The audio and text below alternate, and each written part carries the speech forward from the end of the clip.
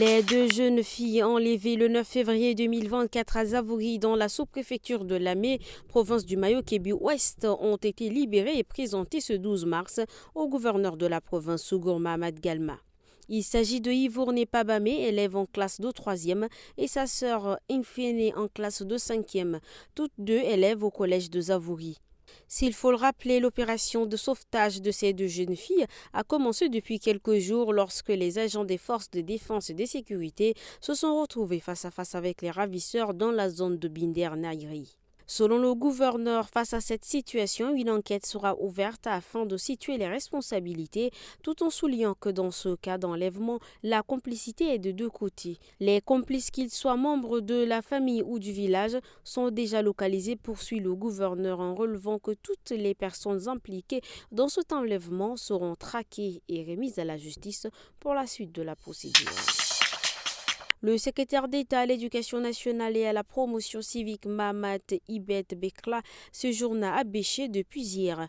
L'objectif est de s'imprégner de la réalité auprès des personnes présentes et rencontrer les responsables scolaires de l'Académie de l'Est ce mercredi 13 mars afin d'échanger avec eux sur l'opération de géolocalisation des établissements scolaires. Avant Abéché, le secrétaire d'État à l'Éducation nationale et à la promotion civique était à Mongo où il a eu une séance de travail avec les autorités scolaires de l'Académie du Centre. Une rencontre a été co-présidée par le ministre d'État, ministre de l'Enseignement supérieur et de la Recherche scientifique, Dr Tom Erdemi, et le ministre de la Santé publique et de la Prévention, Dr Abdelmadid Abderrahim. Les échanges ont été portés sur la bi-appartenance des enseignants, la formation, le plateau technique et la spécialisation. Le ministre d'État, ministre de l'Enseignement supérieur et de la Recherche scientifique, Dr Tom Erdemi, a souligné que la redynamisation des centres hospitalo-universitaires exige l'apport de tous. Il a également énuméré des défis et demandé au cadre des deux ministères de travailler pour dégager les pistes de solutions. Le ministre de la Santé publique et de la Prévention a exhorté les cadres réunis à proposer des solutions aux problèmes évoqués et particulièrement ceux liés à la formation, l'amélioration de la qualité des plateaux techniques existants, bi-appartenance à la spécialisation pour permettre au CHU de jouer pleinement leur rôle.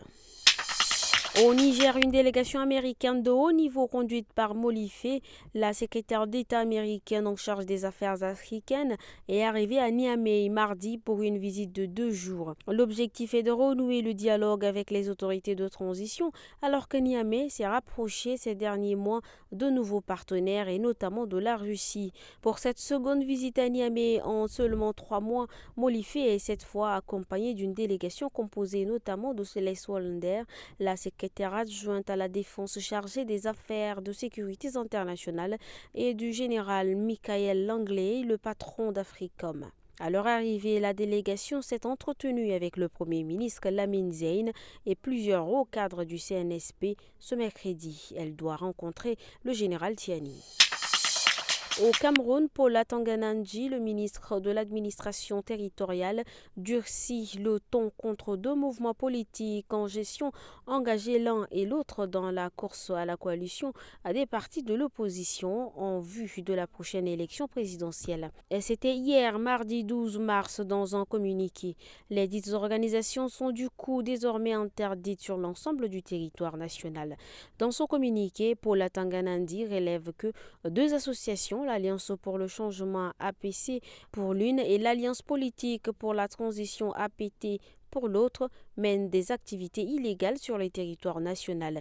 Il s'alarme aussi de ce que ces mouvements, qu'il qualifie de clandestins, sont allés en prison rencontrer des terroristes condamnés pour des crimes graves, dans le but, pense-t-il, de nouer une alliance politique. Le ministre fait ici référence à une récente rencontre à la prison principale de Yaoundé entre Julius Ayouk Tabé.